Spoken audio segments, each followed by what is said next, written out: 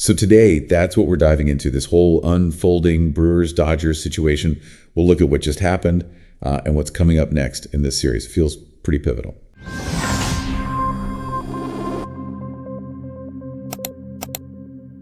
Wow. Okay, so yesterday in baseball, we saw something pretty wild.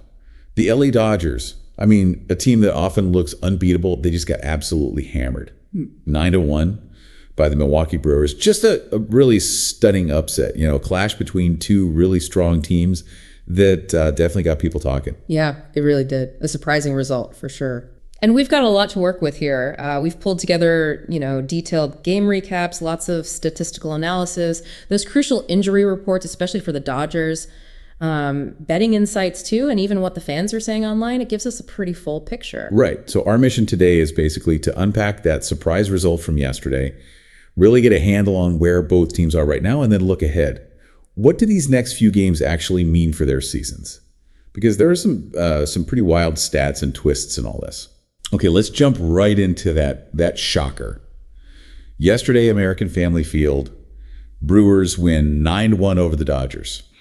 That scoreline, against that Dodgers team, you just don't see that often. What's the first thing that jumps out to you about how the Brewers pulled that off? Well, it was just an offensive explosion right from the get-go. And I think the standout story has to be Andrew Vaughn. Oh, yeah. Hits a 3-run homer in his very first plate appearance with the team. Wow. First at bat. Yep. Apparently, he's only the 5th player in Brewers history to do that, and the first since 2006. And this is the guy they called up from the minors that day. Incredible. Just immediate impact. Exactly. And that was just part of this huge first inning where they scored 5 runs. You also had Isaac Collins scoring on a throwing error by Mookie Betts. Andrew Monasterio got an RBI single. So they just jumped all over them early. They really did. And it didn't stop there. Brice Turang added a 2-run single later in the 5th. And then Christian Yelich hit a big 2-run homer in the 7th, his 18th this season. Just kind of put the exclamation point on it. Yeah, 18 homers for Yelich already. Okay, so that offensive explosion, it's clear. But how much of that do you think was just the Brewers being red hot versus, Yamamoto having a really bad day on the mound? An all-star pitcher. That's a huge part of it. You're right. Because on the Dodgers side, the pitching really struggled. Yoshinobu Yamamoto, he's an NL All-Star, right? So is Freddy Peralta, who got the win for the Brewers. Right. 2 all-stars facing off. Exactly. But Yamamoto had, his shortest MLB start ever. He only lasted 0.2 innings. That's just 2 outs. 2 outs. Wow. Yeah. Gave up 5 runs, though only 3 were earned, 4 hits, 2 walks, and here's the kicker. 0 strikeouts. 0 from Yamamoto. 0. So, yeah, definitely not what you expect from him. It put immediate pressure on their bullpen way earlier than planned. And, their offense just couldn't get anything going either. Their only run came late 8th inning, an RBI single from Esteury Ruiz. So a really lopsided game. And that 9-1 win for the Brewers, it kind of feels like more than just one bad game for LA, right? Mm-hmm. It seems to fit into this more concerning pattern we're seeing lately. That's exactly right. This wasn't just a blip. The Dodgers have now lost 4 straight games. 4 in a row. 4 in a row. And look at the scores during that streak. They've been outscored 38-7. 38-7. Ouch. Yeah.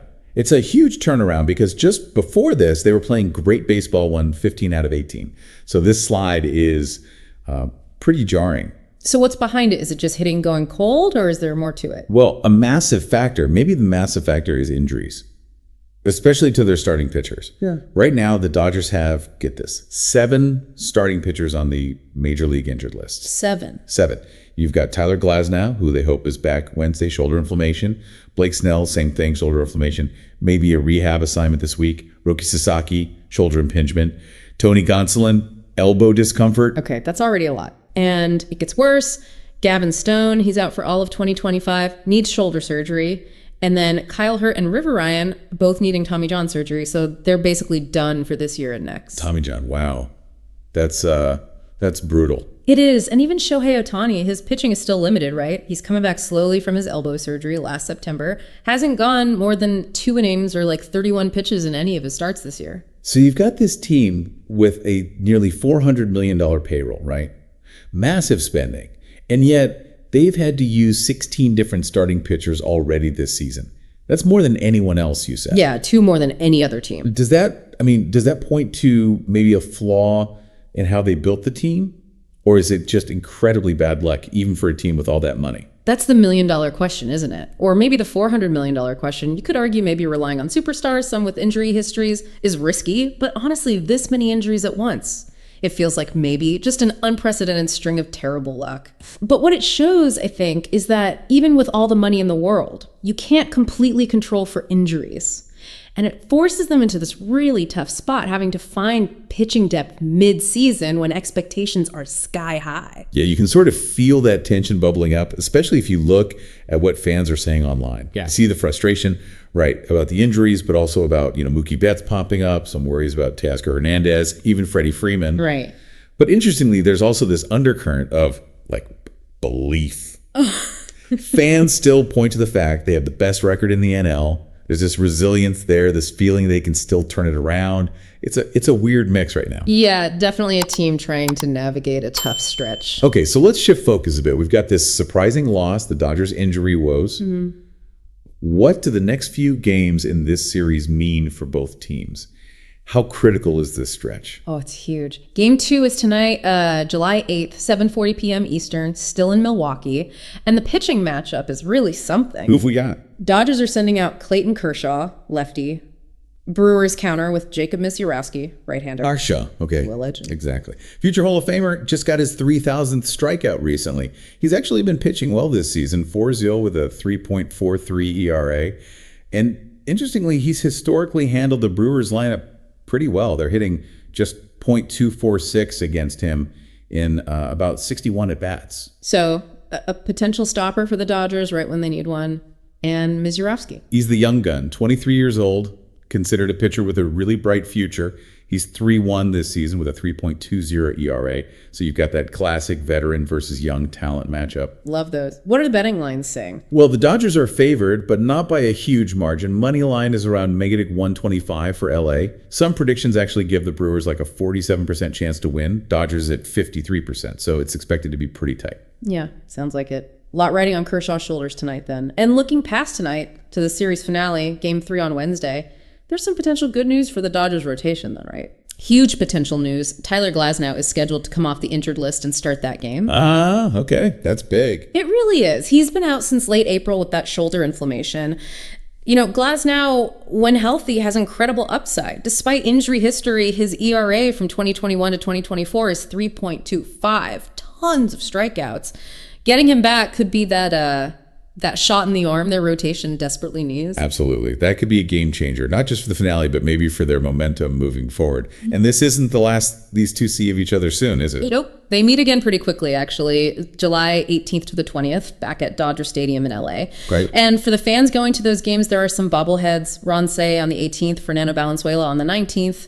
So the rivalry continues. Good to know. So this pitching developments, Kershaw tonight, Glasnow hopefully tomorrow. They really could shift the narrative, couldn't they? It'll be fascinating to watch. Okay, let's zoom in a bit on some of the key players who are driving things for both teams right now. Yeah, let's do that. For the Dodgers, well, Shohei Ohtani keeps hitting bombs. He's got 30 home runs now. That's third best in MLB. 56 RBIs, too. Still putting up MVP-type numbers at the plate. Absolutely. And Will Smith, he's leading the team in batting average at .332. He's hot right now. Actually, 6-game hitting streak, hitting .371 with 4 homers in his last 10 games. Wow. And don't forget Andy Pages. He actually leads the Dodgers in RBIs with 58. Okay, so some guys are definitely still producing for LA, despite the team slump.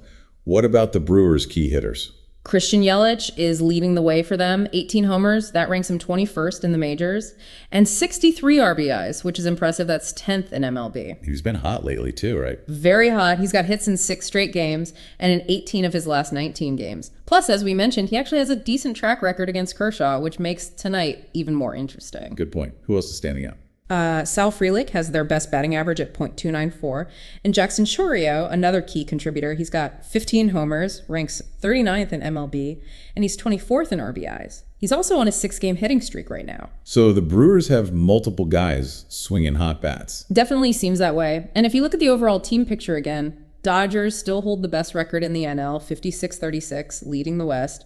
Brewers are 51-40, sitting 3.5 games back in the NL Central. Still strong positions for both. Right. But the recent trend is stark. Last 10 games, Brewers are averaging 5 runs per game with a great team ERA of 3.03. The Dodgers, meanwhile, are averaging only 3.9 runs per game, and their team ERA in that stretch is way up at 5.73. Wow, that ERA difference tells a story. Shows you who has the momentum right now. Exactly. The Brewers are riding high while the Dodgers are definitely trying to figure things out, especially on the mound. Okay, so summing things up, we've seen this dominant, maybe statement win by the Brewers. We've dug into the Dodgers' recent slump, fueled heavily by that unbelievable injury list, even though they still have that top NL record. And now we've got these really crucial pitching matchups coming up, especially with Glasnow potentially returning. That's the gist of it. And it leaves us with some big questions, really, for you listening. You know, the Dodgers have this huge payroll. They have the track record. But how much is this relentless injury wave, particularly to the pitchers, going to chip away at their upside as the season goes on? Right. Can they overcome that many key injuries? And on the other side, how do the Brewers keep this momentum going? Can they capitalize in this series and maybe gain more ground in the Central? It really makes you think, you know, what stands out to you about how these two very different teams are handling the surprises and the grind of the midseason.